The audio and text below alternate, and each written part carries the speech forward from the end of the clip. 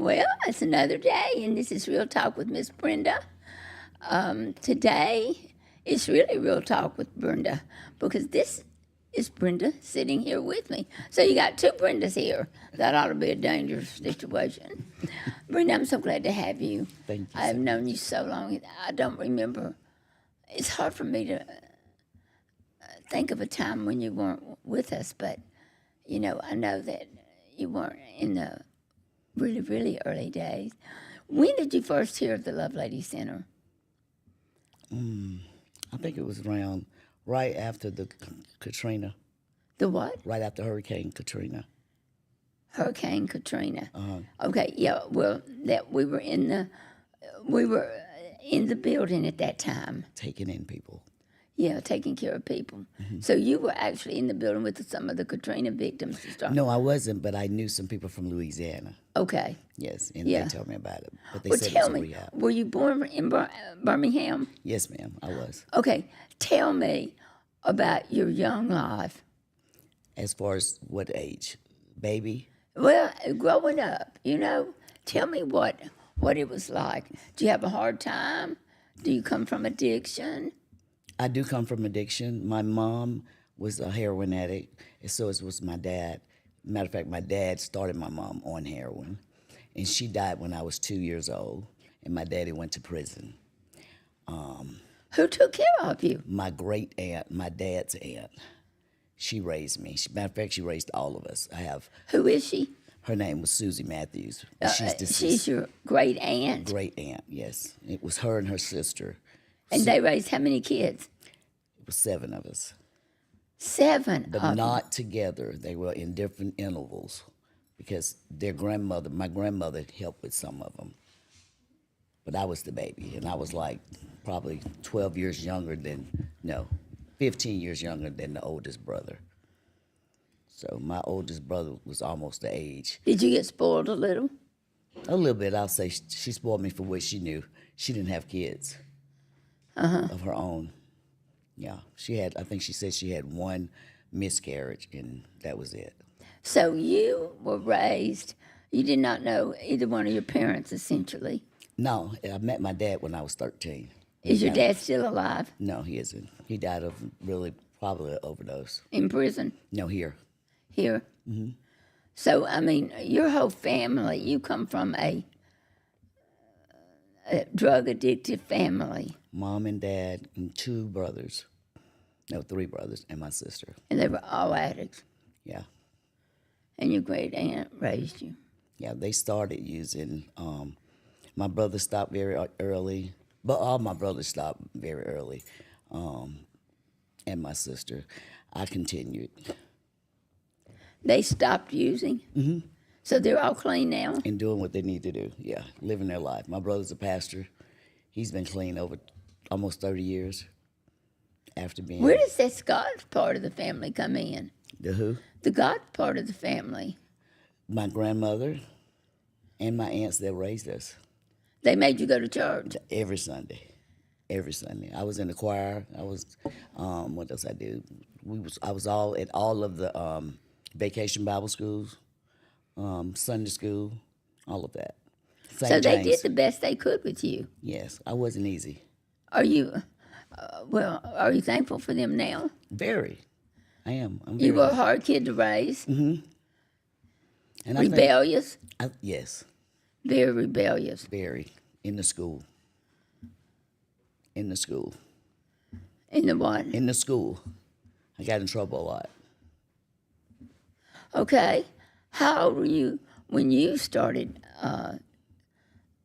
your wayward ways? Probably about 26 or 25 when I You started. mean you made it out through school without doing drugs? Oh, yeah, I didn't do drugs during school. I was too busy trying to protect myself from people talking about me because I didn't have a mom and a dad. Yeah. So you, I quit in the 12th grade in the 2nd semester. And then you quit what? School.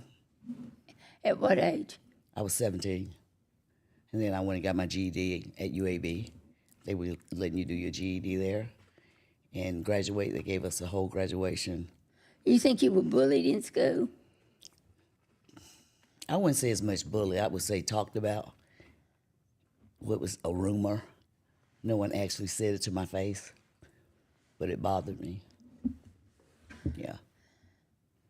So people talked about you because they felt like you were from the wrong side of the tracks or something. No, just wayward kid.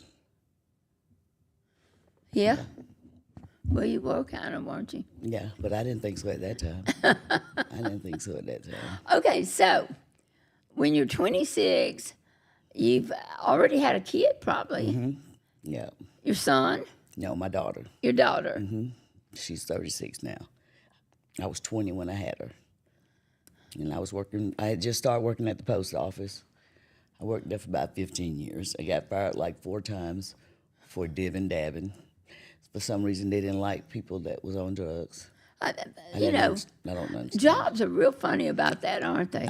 They don't want you to be on drugs. They really don't. Yeah, it's a good job, though. Yeah. So, all right. So you worked at the post office. You dibbled and dallied, as I call it. And when did you weren't dibbling and dallying when I met you. Oh, no. When I met you, you were wide open as a case knife. Yeah. So how did that happen? I met this guy. We were dating, and I was doing cocaine at the time. And for some reason, Dibbling and dabbling in cocaine. no, I was doing cocaine. You were doing cocaine. Yeah. Smoking crack, No, snorting. snorting powder. Snorting powder at this time. For all of y'all that don't know, what we have, it is very strange. There's snorting, needles, there's all kinds of ways. Smoking. And the people that do the needles, I think they're the worst than the people that snort. I mean, it's a whole subculture of how you get the drugs in you out there. Okay, so you were snorting powder. At that time. Uh-huh. And at the time, powder would make your nose burn. Yeah, I can imagine. Somebody told me, he said, if you try this, it'll take it away right away. So I tried it. At this time, it's heroin. And it took it right away. No more burning, like instantly. And Wait a minute. You snorted powder, snorted coke, and then you do a little bit of heroin to stop, to stop the burn. this is what I found out. Everybody's trying to get the burn, but you wanted to stop the burn. No, everybody's not trying to get the burn. You don't think so? No. I thought people, the more it burned, the better it Oh, was. no, because then you Okay. got runny eyes, your nose is running, all that kind of stuff going on. It's irritating because you're not even enjoying the high. Too much bad cut. Okay, go ahead. Right. Yeah, you've been talking to some people, I see. I've been talking to lots of people, thousands of people. Yes, ma'am. But then that's how I got started with the heroin. I didn't realize that I could get hooked that fast, but it seems to be if you do heroin 3 to 4 days straight, you will immediately become sick.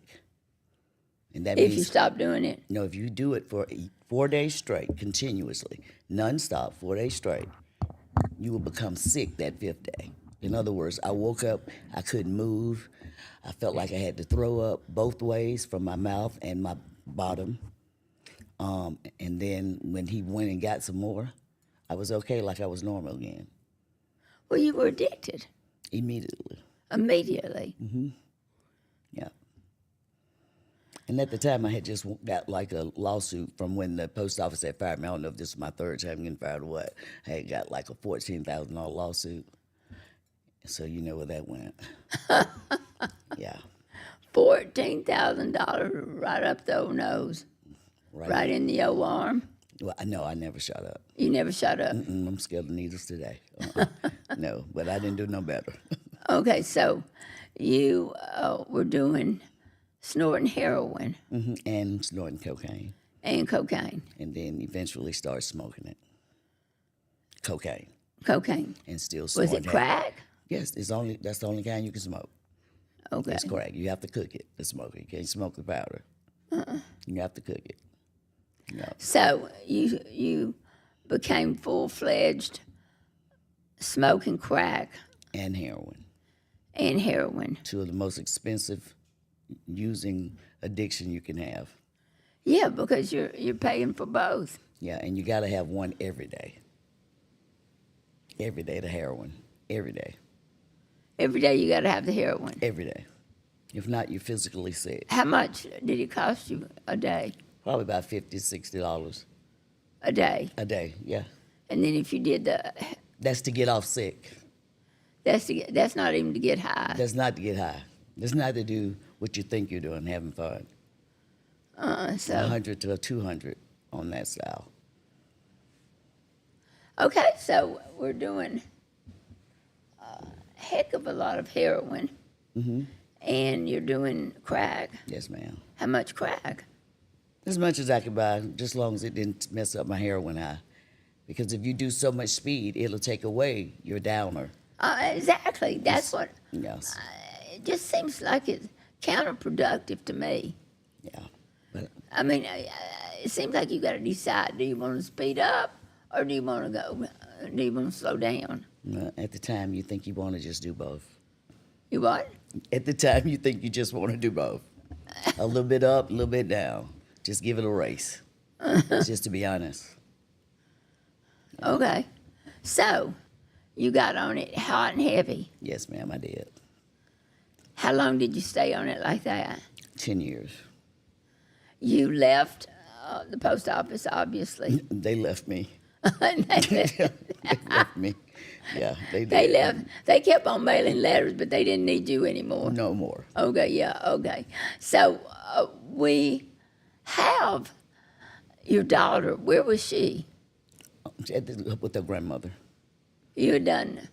At this time, when I got so bad that I was going in and out of treatments, my daughter had become of age to get my kids. Because this time I've had 2 more children. Yeah, 1 6 years. So 3 kids. So essentially, you did just what your mother did. No, I died mentally, not physically. No, I know. Yeah. Or you did just what your dad did. I mean, your kids ended up with your grandmother. They ended up somewhere else besides where they needed Where to it's be. supposed to have been, yes, ma'am. Did that bother you? It did. I wanted to quit. I really did. It was hard. Just the idea of trying to do detox, it's too hard. It hurts too bad. It's just awful on your body, your bones. You're a little bit of a weenie anyway. Yeah. Yeah. So the smaller you are, the worse the pain, they say. I don't know. I know about the smaller. It was awful. It was awful. Okay, so, all right, so you started on that 10-year train, going nowhere, Right. and how'd you get to the Lovelady? How many rehabs did you go to? Oh my God. Probably 30 or more. And that's including detox. I've been all out in Wichita, Kansas, Wellington, Kansas. You mean you left Alabama and went to Kansas? The post office sent me there, yeah. Twice. And then I went a third time by myself, on my own. Yeah. To try to, thinking I could leave the town. I've heard of going postal, but that's a little bit. Yeah. So you went to Wichita, Kansas, spread all that love and cocaine out to Wichita. No, I was in treatment. Yeah, oh, It was the post office put you in treatment. What kind of treatment did they have out there? A hospital. It was a hospital. Most of the people came from New York. I was the only Southerner, the only one from Alabama, and the rest of them was for Yonkers. They have a hospital out there to treat postal people. No, that do anybody that's worked for the government, and they have EAP, Employment Assistance Program. You don't necessarily. It could be it was some people that was from Staten Island that worked for the trash company, and they were sent. That hospital helped them get off drugs. Yeah, Did they help them with anything else, or was it just addiction? just addiction. I didn't know they had that out there. Yes, they do. Don't know they had that out there. They do. Still to this day. Yes, it's in Wellington, Kansas, and the quarterway houses are in Wichita. The what houses? Quarterway houses instead of halfway houses, they call them quarterway houses out there. And I call it a whole house. Okay. Yeah, I worked at the post office out there too, Oh, you did? in Wichita. Yeah. Quarterway House. That was the first time I got fired, and then I worked out there. Yeah, they hired me at the Wichita plant. So you came to the Lovelady Center. Yeah. I know. How did you get there? I remembered about the girl who I knew who stayed there for the Hurricane Katrina, and she said it was a rehab. And so I just called to see was it really a rehab, and I got Miss Shea on the phone, bless her heart. And she said, "Yeah, we take women. We take women that are sick and on drugs. You sick, you on drugs." I said, "Yeah, but I'm on heroin and I need to be detoxed." And she said, "We can detox you. We can detox you. We can help you." And so I came, but I didn't stay long. How long did you stay? Probably a week or two. Yeah, I think that same day I probably copped drugs. The next day. How long does it take realistically to detox off heroin? Realistically, 30 days for me, what I say. I would say if I, as a person that has been in recovery for a while, 30 days is not enough for a whole treatment. It's just for the detox. Before I was hunting down 30-day programs, and 30-day programs was not enough. Your mind is just now getting where you can understand what someone's saying to you in 30 days. Yeah. To be teachable. Yeah. Oh no. I know that you had to. You had to. It takes a while, but you think that you can detox in 30 days? You can be detoxed. That's it. I know you. I know about the program. Not leaving nowhere. You need to still be there. Yeah. I know I needed to. I don't know about nobody. I needed Well, to no, stay. everybody. I mean, it takes a year. Yes, or more. Yeah. Well, see, Lovelady started out with 3 months. Didn't work. 6 months. Didn't work. 9 months. A year seems to be the main. It seems to be about what you need. And so we made it 9 months to 15 months is what, everybody should graduate within 15 months, hopefully a year. I graduated in your 9-month program. Did you? Yeah, that was the first graduation. I didn't listen. Okay, so I missed something. You came to those years that you lived during those 10 years, was it a rough life? The end, yes. Because I had someone always giving me money. Huh? I had someone that was always giving me money and they died. Oh, did he? No, no, he wasn't on drugs. He just died of liver cancer. Boy, I bet you hate to see him go. Oh, yeah, definite. Yeah. So He supported me and his son. on drugs. Yeah. And he this knew was, you were doing drugs. This was after my daughter passed. He supported me because he was just trying to give me time to get over her. And this was like the last 3 years of the 10. He was trying to give me time to get over it without pushing me. Your daughter, you lost your daughter. Yeah. That was a bad day. Oh, yeah, she was 19. What happened? She had a baby and came home for 2 months. And they, whatever way they cut her from the cesarean, it infected her. And it ended up poisoning her whole body. And She went septic. Yes. Yeah, swelled up real bad. Yeah. I'm so sorry. That is a bad thing. But the baby lived. Yeah. That's Noah. That's, her name is Chloe.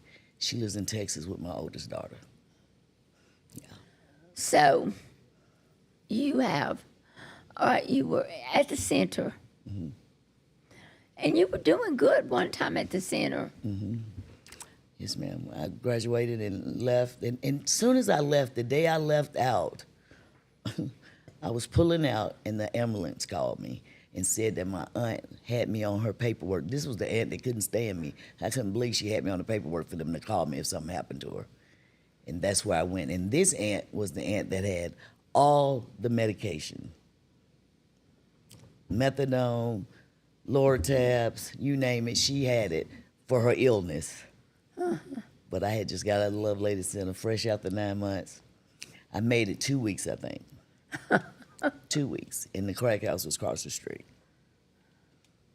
Yeah. And I was back full blown.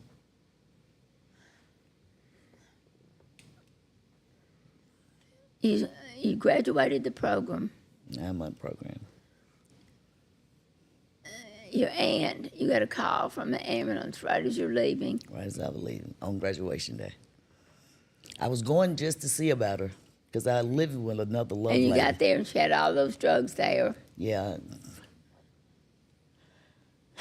And after she had all of those drugs there, I was taking care of her, and 2 weeks passed by. I just know it was after 2 weeks, I was back in it, full blown.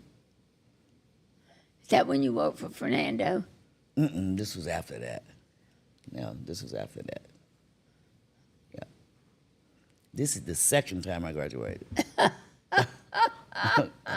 The first time went good. This is the second. I graduated in 2010 from the Lovelady, and I lasted 2 years then. That's with Fernando. That. And the second time was with, And I just walked out and got the call and messed up. And I think I stayed out there 30 days, and y'all sent 2 love ladies to come get me. And they came and picked me up. Miss Rosie and the Amy Lovelady Haley. police. Yeah.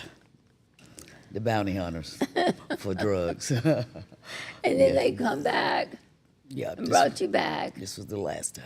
Yeah. And that's your last time to come back.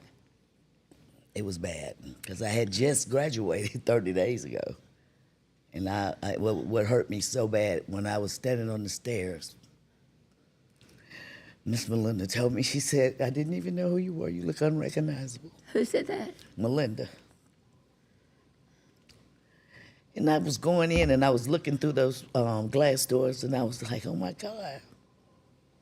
I didn't look like myself. I looked like death. You looked so bad. You didn't even weigh 100 pounds. Nope. It was a bad time. A very bad time. And then your daughter died. That was the first time that I was coming to grips with it through your phase one. In phase one, I was awful in phase one. I had so many mixed emotions up and down. I was kind of terrible, but in the last 2 weeks, I got all right, I think.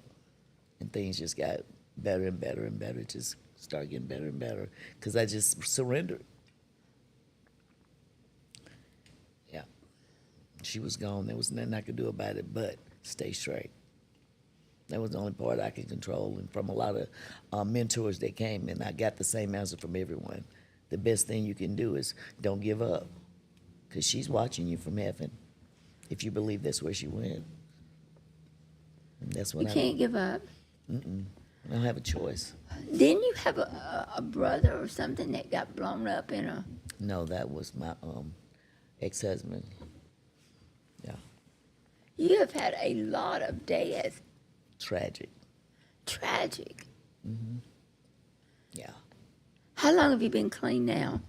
right at 9 years. We counted the other day in my class at work. Yeah, from 2016. 9 years. Yes, ma'am. And you've had all this tragedy, and you're still... What was the big difference? I'm holding on. When Larry died, I came straight to the Lovelady. Matter of fact, I think y'all were the first people I called to let you know. But I think y'all had heard about it before me because it did something to the building or whatever. But that's where I run to now when I have problems. I don't run to no dope house. I know that I play the tape because I know the same thing is going to happen. Huh?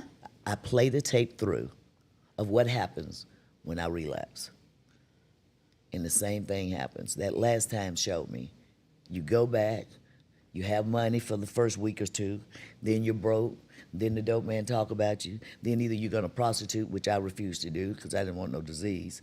So you're gonna beg or you're gonna steal. So I begged and stole. Yeah, when there was no more money. And I don't wanna do that again. So you don't... and you play the tape on the good side? You play the tape, period, if you want to live. And I do. Today I do want to live. And I like my life. I got a lot of tragedies and crazy stuff going on now, but still, I still like my life. like it is. Your life is so much better. Yes, ma'am. It's not where I want to be, but it's not where I used to be. Are we ever going to be where we want to be? I don't know. I'm still trying now. I don't think we will. I'm still trying. I don't think we will be where we want to be. I think that it is a process, Yes, ma'am. and this process is something that we have to go through. And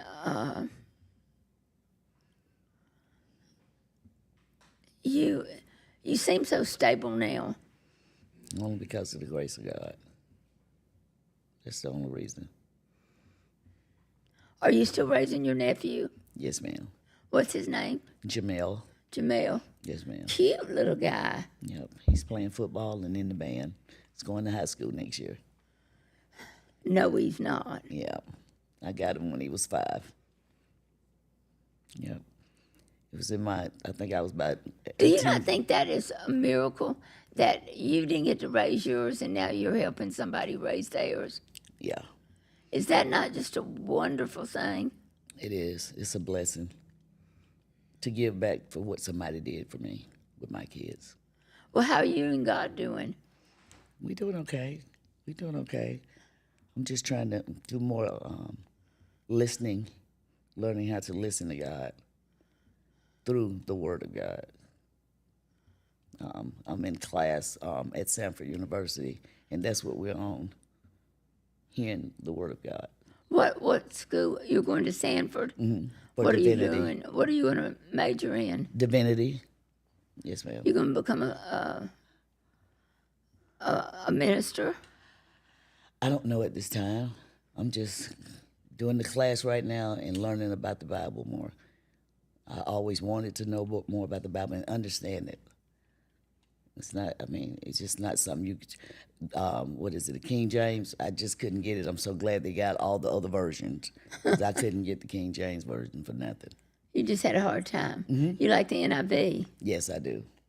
Very much. You know, I've had pastors that come to the center and they won't let us.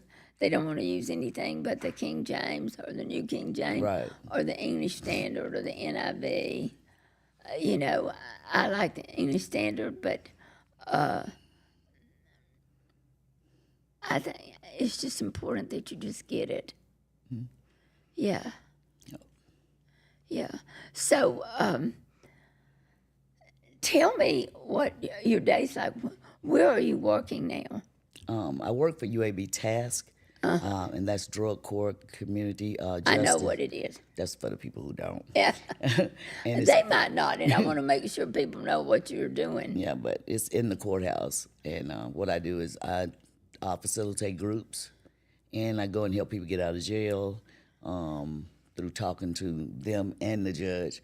A lot of my friends from the Lovelady Center, I try to help them if they need it. I don't do drug tests per se, but can if needed. I take people to rehab, wait on them, pick people up from rehab. It's staying into what I was, and it keeps me alert of what could be if I take the wrong turn. I see people. So right now, Yeah. she works for a program called UAB Task, and she talks to the judges. She's an intermediary between the judge and the client. She tries to talk them out of it. Don't put her in jail. Let her do so and so. And she sends people to the Lovelady. Is mostly the Lovelady what you send them to? Absolutely. Absolutely. They say I'm definitely a Lovelady fan. They say that they already know. They'll come to me right away and say, Brenda, this lady said, well, you can send. I say, well, you know the Lovelady Center. It's the best place for them. Yeah. And so she is a Lovelady fan, and she sends all the ladies to that. I just think it is so neat that this woman who, for so many years, served the dark side and the dope man, and now she is serving God by helping all these women. And she commands so much respect down at that courthouse. They all just love her. when they come into the center. How's old Brenda Bush? Everybody. She has been truly a face for Lovelady, and I think you. Thank you. I mean, this has been a day for making everybody cry, and I don't want to make you cry, but truly, you have been an inspiration to so many of our women. And I know you don't want to talk about the past, and that's great. You just want to hit on it because the future is what you live in. Mm-hmm. You live in the present and look into tomorrow. Mm-hmm. And I am so, so glad. But it thrills me to see you help so many women, Brenda. Only through God. Only through Christ. That's right. That's Only right. Through him. Nothing through Brenda Bush. Okay, you have just a few minutes. There's somebody out there probably on drugs right now. And they're saying, well, I don't see how Brenda Bush did this. Say something to them.